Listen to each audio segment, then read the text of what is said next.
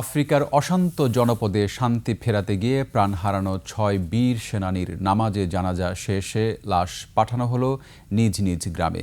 সকালে ঢাকা সেনানিবাস কেন্দ্রীয় মসজিদে তাদের জানাজা সম্পন্ন হয়। শেষবারের মতো সহকর্মীদের বিদায় জানাতে সেখানে এক আবেগঘন পরিবেশের সৃষ্টি হয়। সিরাত আল মুস্তাকিমকে সাথে নিয়ে মেহেদী হাসানের রিপোর্ট। সানবিট সব দিবে সামাল।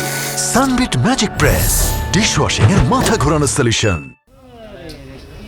যুদ্ধবিধ্বস্ত সুদানের আবেই এলাকায় শান্তি ফেরাতে কাজ করছিলেন নিহত এই ৬ শান্তিরক্ষী সহ বাংলাদেশি সেনারা।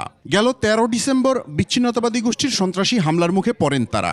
এতেই নিহত হন কর্পোরাল মোহাম্মদ মাসুদ রানা, সৈনিক মোহাম্মদ মমিনুল ইসলাম, সৈনিক শান্ত মণ্ডল, সৈনিক শামীম রেজা, ম্যাস ওয়েটার মোহাম্মদ জাহাঙ্গীর আলম এবং লন্ড্রি কর্মচারী মোহাম্মদ সবুজ মিয়া। জানাজার জন্য তাদের লাশ সেনানিবাসের কেন্দ্রীয় মসজিদে আনা হলে কান্নায় ভেঙে পড়েন স্বজনরা বলছেন, এভাবে প্রিয়জনকে হারাতে হবে এখনো বিশ্বাস করতে পারছেন না তারা। আমার বড় ভাইয়ের একটি 8 বছরের কন্যা সন্তান রয়েছে। সর্বশেষ আপনারা সবাই আমার বড় ভাইয়ের জন্য দোয়া করবেন। উনি দীর্ঘ 16 বছর থেকে এই সেনাবাহিনীতে কাজ করে আছেন। উনি চলার পথে যদি কারো মনে কষ্ট দিয়ে থাকেন আর তাকে আল্লাহর কাছে সবাই মাফ করে দিবেন। আমার বাবা খুব একটা সৎ একটা বাবা ছিল, আমার দেশের লোক সকল ছাড় আমার গ্রামের আমার বাবার কথা বলে আর শেষ করার মতন কোনো কায়দা আমার নাই। জানাজায় 3 বাহিনীর প্রধান, স্বরাষ্ট্র উপদেষ্টা সহ ঊর্ধ্বতন সামরিক ও বেসামরিক কর্মকর্তারা অংশ নেন। জানাজার আগে শহীদ শান্তিরক্ষীদের সংক্ষিপ্ত জীবন বৃত্তান্ত পড়ে শোনানো হয়। এরপর তাদের আত্মার মাগফিরাত কামনায় বিশেষ দোয়া ও মোনাজাত হয়।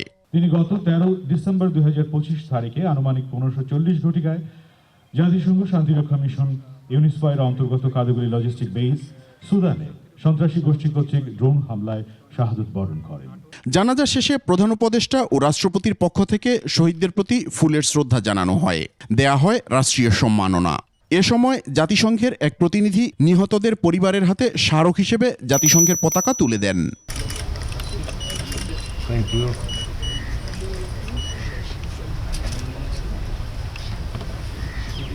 এরপর হেলিকপ্টারে শহীদদের মরদেহ নিজ নিজ জেলায় পাঠানো হয়। সেখানেও ধর্মীয় ও রাষ্ট্রীয় মর্যাদায় চিরনিদ্রায় শায়িত হবেন তারা। মেহেদী হাসান, 21 টেলিভিশন, ঢাকা।